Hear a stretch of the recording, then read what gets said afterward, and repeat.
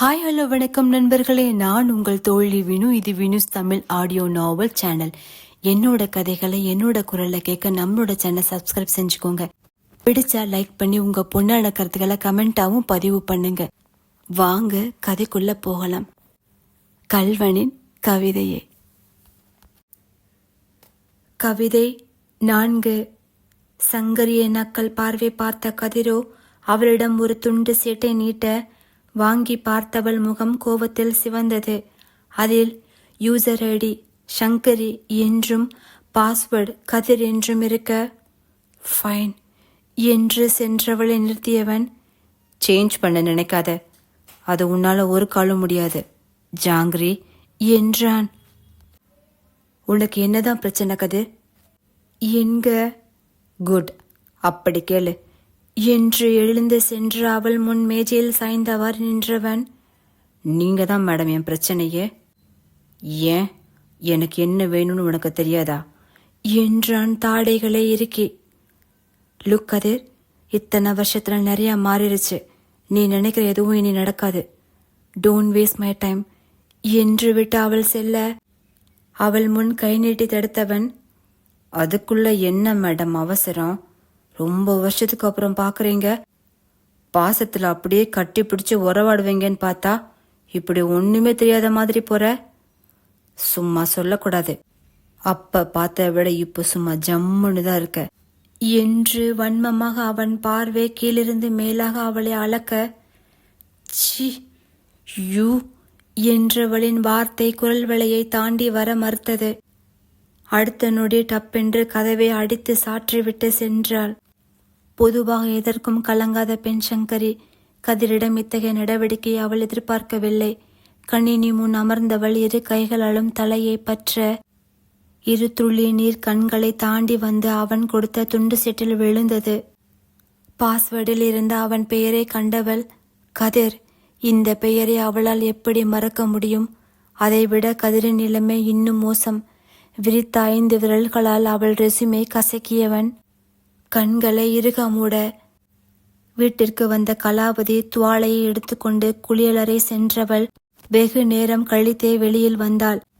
College விட்டு வந்தா முதல்ல கை கால் கழுவு கலா என்று எத்தனை முறை அவள் அம்மா வசைப்பாடினாலும் கேட்காத கலா இன்று அவளே கழுவியதும் எப்பொழுதும் ஒருவித துள்ளலுடன் திரியும் அவளிடம் காணப்பட்ட யோசனை கலந்த சோகத்தையும் கண்டுகொண்ட சங்கரி, என்னாச்சு கலா என்றாள். ஒன்னுல்லக்கா என்று அவள் தவிர்த்தாலும் பருவ வயதில் ஏற்படும் இத்தகைய மாற்றத்திற்கு நிறைய காரணம் உண்டு.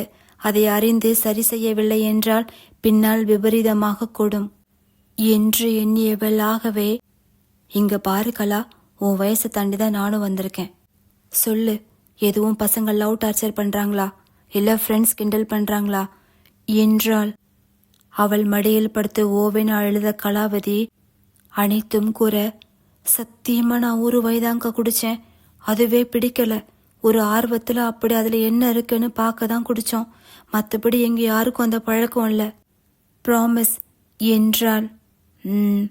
என்று யோசித்த சங்கரி, அவனுக்கு கால் பண்ணு என்றாள். ஐயோ அக்கா, வேணாக்கா, பரவாயில்ல, நானே பாத்துக்கிறேன் என்றதும், நீ என்ன பாத்துக்க போற? எப்படியும் நீ அம்மா அப்பா கிட்ட சொல்ல மாட்டேன்னு தைரியம் அவனுக்கு.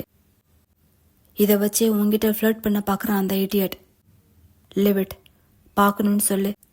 பேரண்ட்ஸ்க்கு பதிலாக என் அக்கா வர்றாங்கன்னு சொல்லு, நான் பேசிக்கிறேன் அவங்கிட்ட என்றாள். சரிக்கா என்றவர்கள் அவ்விடத்தை அடைய தலையில் ஹெல்மெட்டுடன் ஸ்கூட்டியில் அமர்ந்திருந்தாள் சங்கரி. கலாவதி மட்டும் இறங்கி கதிர் மட்டும் விவேக்கை நோக்கி சென்றவள், சீனியர், என் அம்மா அப்பா ரொம்ப ஸ்ட்ரிக்ட். இது தெரிஞ்சா கொன்னு புதைச்சிடுவாங்க. அதனால என் அக்காவை கூட்டிட்டு வந்திருக்கேன் என்றாள். ஓ, ஓ அக்கா உனக்கு சப்போர்ட்டா? அது சரி. நீ முடிச்ச வைக்கினா உன் அக்கா மொல்ல மாதிரியா இருப்பா.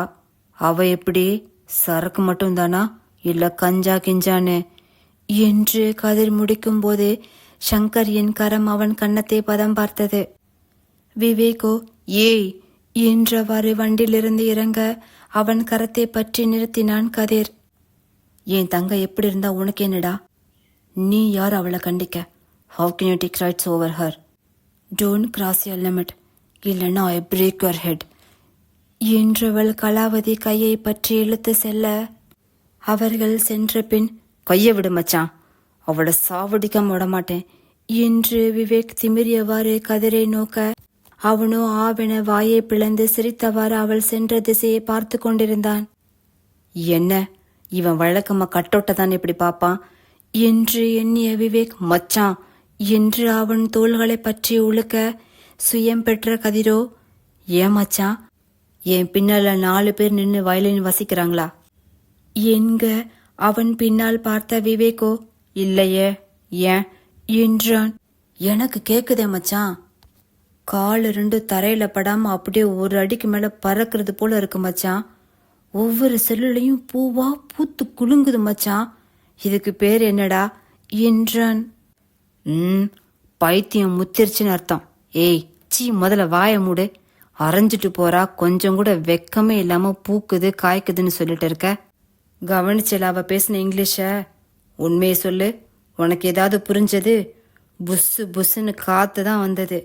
வேண்டாண்டா மச்சான், தேவையில்லாத வேலை என்றான். என்ன மச்சான், சும்மா அடிச்சா கடிச்சான்லாம் சொல்லாதடா. காதல்ல ஊடல் கூடல் தேடல் இதெல்லாம் இல்லாம எப்படிடா? நம்ம டெஸ்டினிய பாருடா. அவ தங்கச்சி கலாவதியத்தான் தூக்கலான்னு நினைச்சேன். எப்போ அவ அக்காவை பார்த்தனோ அப்பவே முடிவு பண்ணிட்டேன், தொக்கா அவளைத்தான் தூக்க போறேன் என்று இருபக்க இடுப்பிலும் கை வைத்து பெருமிதமாக கதிர்வானத்தை பார்க்க, பக்கி பயலே வாங்கினது அடி, ஆனா அலப்பறைய பாரு, ஏதோ பத்மபூஷன் அவார்டு வாங்கின ரேஞ்சுக்கு. இதெல்லாம் எங்க போய் முடிய போகுதோ தெரியலையே என்றான் விவேக். மறுநாள் காலேஜ் கேண்டீனில் கலாவதி அமர்ந்திருக்க அவள் முன் சாப்பாடு டேபிள் மேல் அமர்ந்து அவளையே முறைத்து கொண்டிருந்தான் Vivek. Please senior, Kathir senior கிட்ட சொல்லி மன்னிக்க சொல்லுங்க, தெரியாம நடந்துருச்சு. என் அக்கா அவரை அடிப்பார்னு நான் கூட நினைச்சு பார்க்கல என்று கெஞ்சி கொண்டிருந்தாள். அப்பொழுது அங்கு ஓடி வந்த கதிர், ஏண்டா பாப்பா அழுவுது, ஏமா அழுவுற? டேய் நீ ஏதோ அவளை அரட்டினியாடா என்றவன். வேணும்னா சமோசா சாப்பிட்றியா, நம்ம கேன்டீன்ல சூப்பரா இருக்கும். இல்ல பப்ஸு என்க. டேய் என்றான் விவேக். என்ன மச்சான் மச்சினிச்சிடா என்றவன். கொஞ்சம் ஓவரா இருக்கோ, இப்ப பாரு நம்ம பெர்ஃபார்மன்ஸ என்று சிறுமியவன் முகத்தை இறுக்கமாக வைத்து, உன் அக்கா பேர் என்ன என்றான். சங்கரி உமையாள். சாரி சீனியர், அவ என்ன போல கிடையாது, ஒரு மாதிரி வேற டைப்பு, மன்னிச்சிடுங்க என்றாள். ஒரு மாதிரி வேற டைப்புனா எப்படி, 2 கொம்பு முளைச்சிருக்கா என்று விவேக் அதட்ட. ஐயோ அது அப்படி இல்ல சீனியர், அக்கா பிறந்து வளர்ந்தது எல்லாம் துபாயில. ஆக்சுவலி அவ என் சொந்த அக்காவே கிடையாது, என் பெரியப்பா பொண்ணு. 4 வருஷத்துக்கு முன்னால பெரியப்பா இறந்துட்டாங்க, அதான் அக்கா இங்க வந்துட்டா. சின்ன வயசுல இருந்து அவ அங்கேயே இருந்ததால இங்க உள்ள லைஃபுக்கு அவ இன்னும் பழகல. அது தெரிஞ்சும் அவளை கூட்டிட்டு வந்தது என் தப்பு தான் என்றாள். விவேக்கும் கதிரும் ஒருவரை ஒருவர் பார்க்க, என்ன படிக்கிறா என்றான் கதிர். என்ஜினியரிங் சீனியர், செம்ம டேலண்ட், எல்லாத்துலயும் ஃபர்ஸ்ட் தான். தேவைக்கு அதிகமா பேச மாட்டா. நம்ம ஃப்ரெண்ட்ஸோட சேர்ந்து அரட்டை அடிக்கிறோமே அதெல்லாம் அவ செய்யவே மாட்டா. ஆன் டைம் காலேஜ் போவா, முடிஞ்ச உடனே நேரா வீட்டுக்கு தான் வருவா. சாப்பிடுவா, படிப்பா, தூங்குவா. ஈவன் டிவி பாக்குறது கூட ரொம்ப ரேரு. தனுஷ் சிம்பு பிக்சரை பார்த்தா கூட இவங்கெல்லாம் யாருன்னு கேக்குற கேரக்டர் என்றாள். உறைந்தவாறு அவள் கூறுவதை கேட்டவர்கள் அவளை அனுப்பிவிட்டு ஒருவரை ஒருவர் நோக்க, இன்னமும் அவன் மேல லவ் இருக்கா ராசா என்றான் விவேக். பின்ன இல்லாமையா? டி கேரக்டர்லாம் ஒரு மேட்ராடா, விடு பாத்துக்கலாம் என்க. நான் கேரக்டரை சொல்லலைங்க சார், கவனிச்சிங்களா? அம்மணி துபாய் ரிட்டனா, என்ஜினியரிங் படிக்கிறாங்களாம். அப்புறம் இன்னொரு விஷயம் நோட் பண்ணியா, ஓவர் படிப்ஸான். அப்படின்னா சுயமா படிச்சு பாஸ் பண்றவங்கன்னு அர்த்தம், நம்மளை போல பிட்டடிச்சு இல்ல என்றான் விவேக். ஓ துபாய் ரிட்டன்னா என்ன? இப்போ நீயும் தான் மதுரை ரிட்டனு, நான் மெட்ராஸ் ரிட்டனு. வளர்ந்த இடம்ல ஒரு மேட்ரா மச்சான். யோசிச்சு பாரு, நம்ம பொண்டாட்டி கொஞ்சம் அறிவாளியா இருந்தா நமக்கு சந்தோஷம் தானே. நல்ல தரமான சந்ததியை உருவாக்கலாம் பாரு என்க.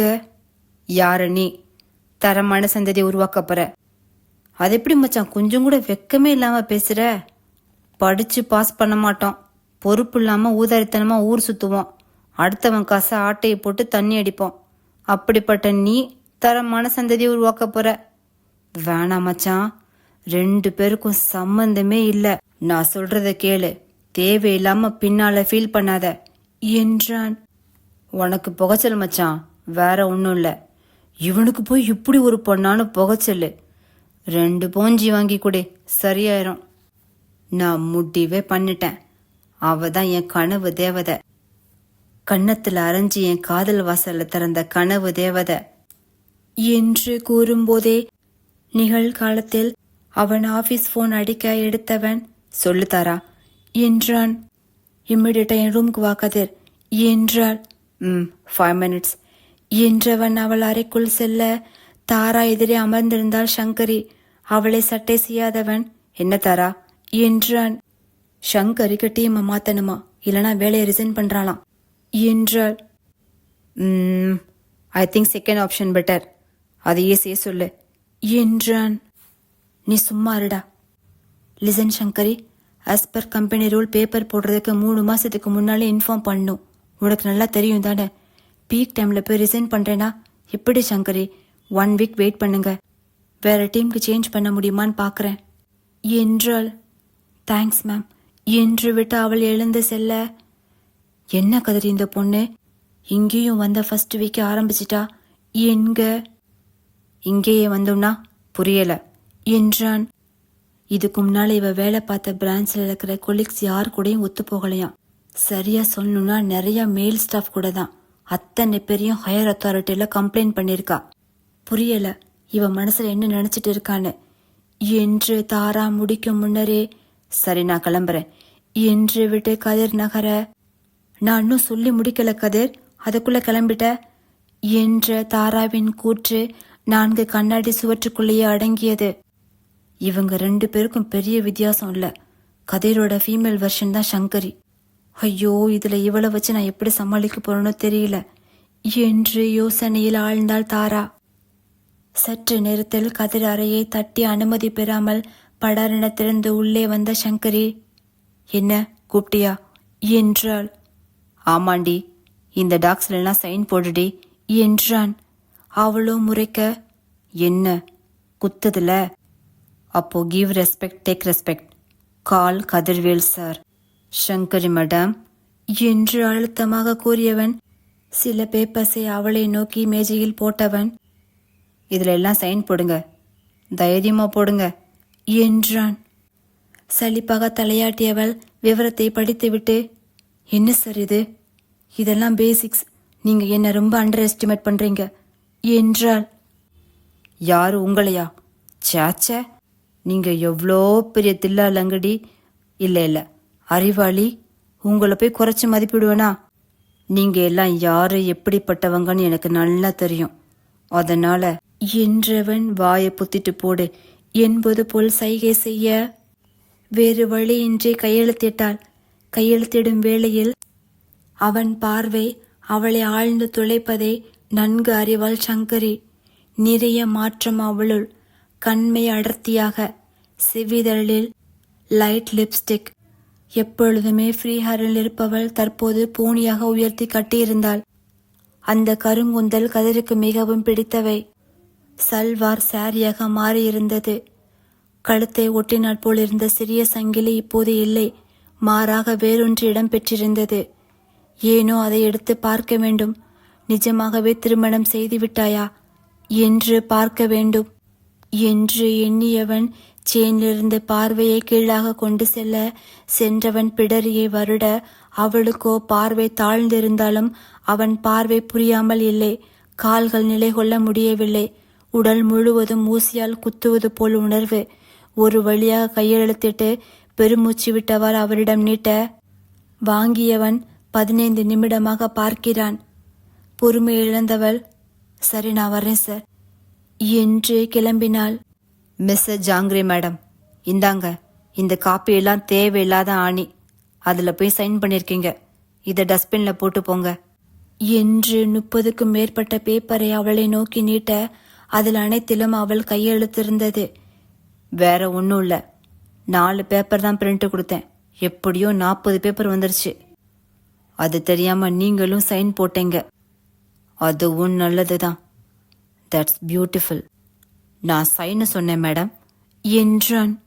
அவளோ பேச்சற்று வெற்று பார்வை பார்க்க, முன்னை விட சைன்ல கர்வ்ஸ்லாம் பயங்கரமா இருக்கே, அதை சொன்னேன் என்று அவன் இரட்டை அர்த்தத்தில் கூறும் வேளை அவன் பார்வை அவள் இடையில் பட்டு மீண்டது.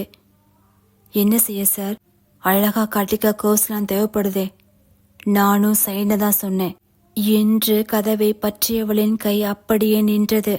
அடுத்ததாக அவன் கேட்ட கேள்வியில் உடல் கூசி சிலிர்க்க அவனை நோக்கினாள். ஒரு டவுட்டு தாம்மா என்றவன், உன் புருஷன்தான் ஃபாரின்ல இருக்கானே, பின்ன யார மயக்க இவ்வளோ அலங்காரம் என்றிருந்தான். சத்தியமா உன்னை இல்லை என்றாள் அவளும் அழுத்தமாக. ஹாஹா வெண்ண சிரித்தவன், குட் ஜோக், எனக்கும் உன் மேல இப்போ பெருசா இன்ட்ரெஸ்ட் இல்லை என்றான். ஃபைன், தட்ஸ் குட், அதான் எனக்கு வேணும் என்று சென்றாள். கவிதை தொடரும்.